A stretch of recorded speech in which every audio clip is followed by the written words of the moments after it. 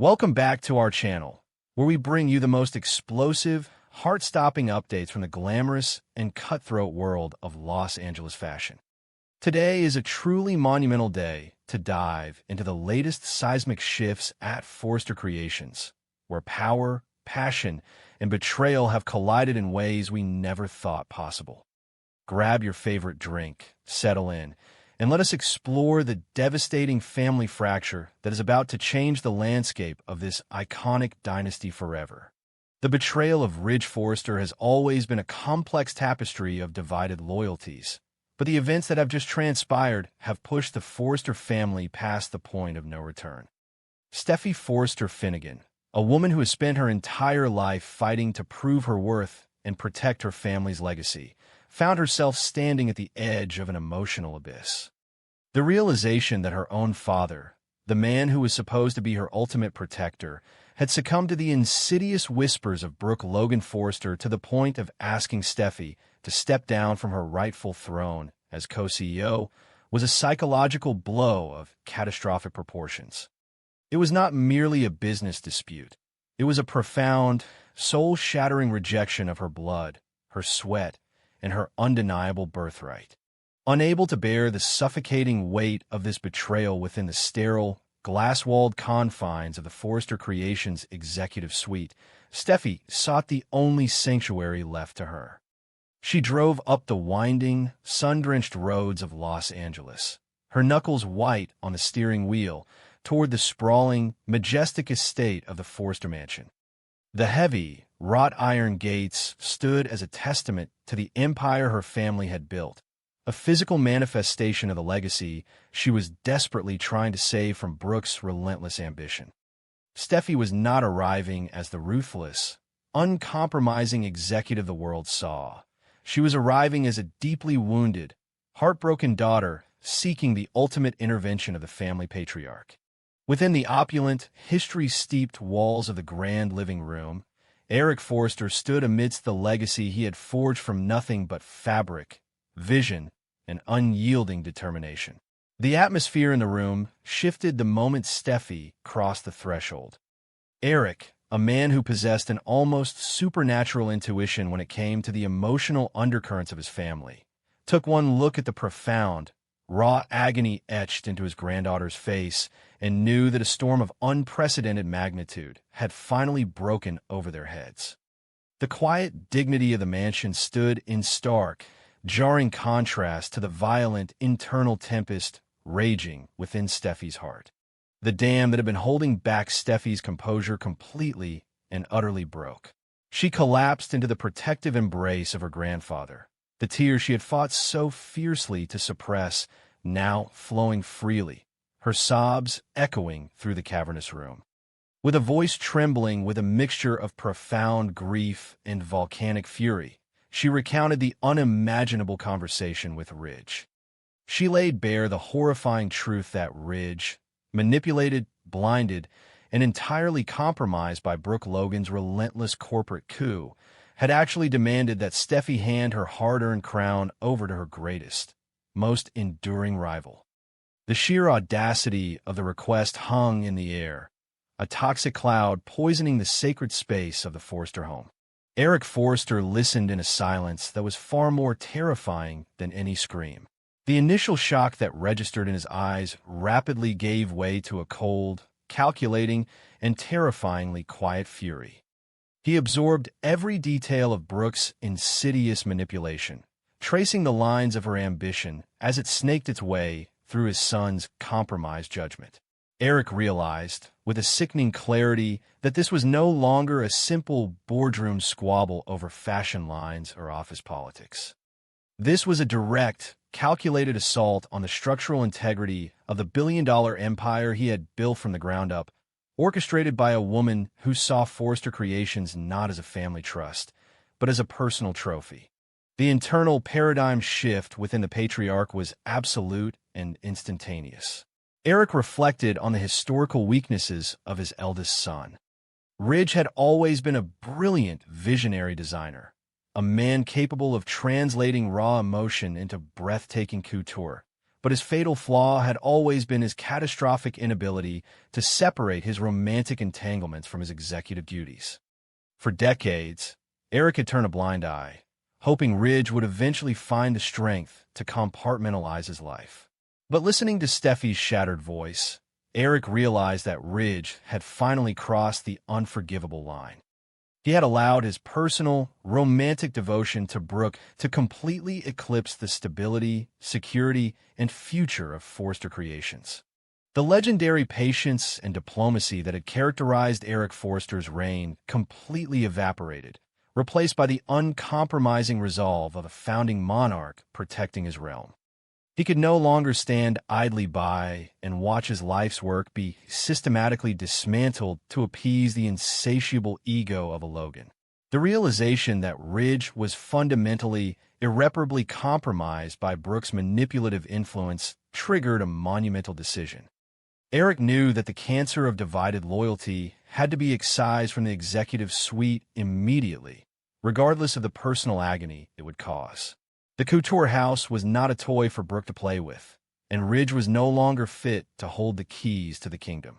With a voice that brooked absolutely no argument, Eric issued the summons for an emergency, mandatory meeting at the mansion. The phone calls were brief, cold, and dripping with an absolute authority that sent shivers down the spines of everyone who received them. The Forster mansion was instantly transformed from a warm family sanctuary into a chilling tribunal of corporate and familial justice. The gathering of the key players was imminent, and the heavy, oppressive atmosphere of impending doom settled over the estate, watched over by the painted, silent eyes of the Forster ancestors who had sacrificed everything for the name. The dramatic irony of the arrivals was nothing short of suffocating. Ridge and Brooke walked through the grand double doors of the mansion, oblivious to the guillotine that was precariously poised above their heads. Brooke entered with a triumphant, radiant gleam in her eye, practically vibrating with the premature confidence of a woman who genuinely believed she was walking into her own coronation as co-CEO. Ridge walked beside her, his posture relaxed, still operating under the dangerous delusion that he was the undisputed, untouchable king of the Los Angeles fashion world. They had no idea that they were walking into a meticulously laid trap of their own making. The atmosphere in the grand living room before the storm officially broke was heavy, oppressive, and thick with unspoken tension. Steffi sat rigid in a high-backed chair in the corner, her eyes red-rimmed from her earlier tears, but her posture completely unyielding, flanked by the undeniable, protective power of her grandfather. The stark, jarring contrast between the arrogant, celebratory energy of the newcomers and the solemn, devastating reality of the residents created a psychological pressure cooker that was bound to explode.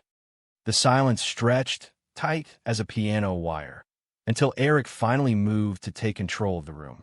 Eric Forster took the floor, and he did not need to yell to command the absolute attention of every soul present. His voice was a low, resonant rumble, vibrating with the historical weight of a man who had conquered the fashion world. He began by speaking, with profound reverence, of the monumental sacrifices that had been made to build Forster Creations. He spoke of the blood, the sweat, the sleepless nights, and the tears that went into every single thread of their global dominance. He reminded everyone in the room that the company was not merely a business. It was a sacred family trust, a legacy that required absolute, undivided loyalty from anyone who dared to sit in the executive chair. Then, with surgical, devastating precision, Eric turned his attention to his son and began the systematic indictment of Ridge Forster. He laid out the glaring, undeniable reality of Ridge's recent executive failures, exposing the ugly truth that Ridge had placed his romantic devotion to Brooke above his fiduciary duty to the company and his fundamental, biological loyalty to his own daughter. Eric dismantled Ridge's justifications one by one, exposing them as the hollow, manipulated echoes of Brooke's ambition. The words were precise, lethal, and utterly devastating, stripping away the illusions of power that Ridge had wrapped himself in for years. The climax of the confrontation arrived with a shocking, earth-shattering finality. Eric Forrester, his eyes blazing with a mixture of profound sorrow and unyielding authority, looked his eldest son dead in the eye and delivered the fatal blow. He declared, in front of the entire gathered family, that Ridge no longer possessed the clarity, the objectivity, or the fundamental judgment required to lead their empire. With absolute, uncompromising finality, Eric officially fired Ridge from his leadership position, stripping him of his corporate crown, his authority, and his dignity in one swift, brutal stroke of executive power. The immediate, visceral reaction of Ridge Forrester was a portrait of psychological collapse. The absolute shock paralyzed his features, draining the color from his face as the reality of his father's words slammed into him like a freight train. This was a man who had operated with unchecked impunity for decades, a man who believed his position was an infallible birthright. To suddenly find himself completely disenfranchised, publicly humiliated, and deemed entirely unfit to rule by his own hero and mentor, was a destruction of his ego that left him gasping for air in the center of the room. Beside him, the shattering of Brooke Logan Forrester was equally profound and catastrophic. She stood there, completely paralyzed, her breath caught in her throat as her meticulously crafted, deeply ambitious master plan disintegrated into worthless dust before her very eyes. The co-CEO's seat she had tasted, the ultimate, glorious victory over Steffi she had envisioned, all of it vanished into the ether in a single instant. She was left standing in the wreckage of her own hubris, faced with the horrifying, inescapable realization that her relentless ambition had not elevated her, but had instead cost her husband his empire, his pride, and his relationship with his father. As the deafening silence rushed back into the room to fill the void left by Eric's decree, Steffi Forrester Finnegan experienced a complex, agonizing psychological state that defied simple explanation. She had won the war. Her seat was secure, her authority validated, and the Logan threat had been decisively neutralized by the highest possible power in the land. Yet, as she looked at her father's humiliated, broken posture, a profound, suffocating guilt washed over her, chilling her to the bone. This was not the victory she had envisioned. This was a corporate triumph steeped in the bitter, metallic taste of personal tragedy. Steffi realized, with a heavy, sinking heart, the ultimate cost of her survival. Preserving her professional legacy, protecting the company from Brooke's grasp, had required the public, devastating execution of her father's career.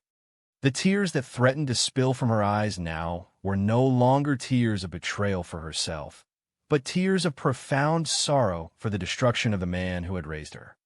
She had kept her crown, but the weight of it suddenly felt unbearable, forged in the fires of family conflict that had burned away the foundational trust they once shared. The room was now fractured along three distinct, unbridgeable generational lines, representing a wound that no amount of time or success could ever truly heal. Eric stood as the uncompromising founder, forced to destroy his own son to protect his life's work.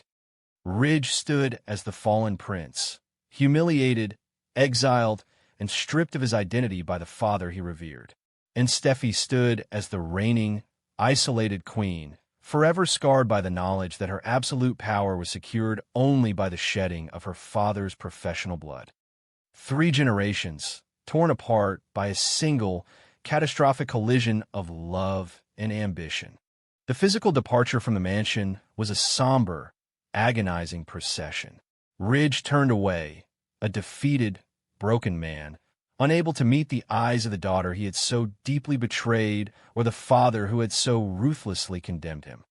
Every step toward the heavy oak doors seemed to carry the weight of 1,000 regrets. Brooke followed closely behind him, her usual fiery defiance completely extinguished by the sheer, overwhelming magnitude of their defeat. The doors closed behind them with a heavy, final thud, sealing their exile and marking the definitive end of an era at Forrester Creations. A new, terrifyingly uncertain world order had been established at Forrester Creations. Steffi was left standing alongside Eric, the undisputed, unchallenged leaders of a fractured, bleeding empire.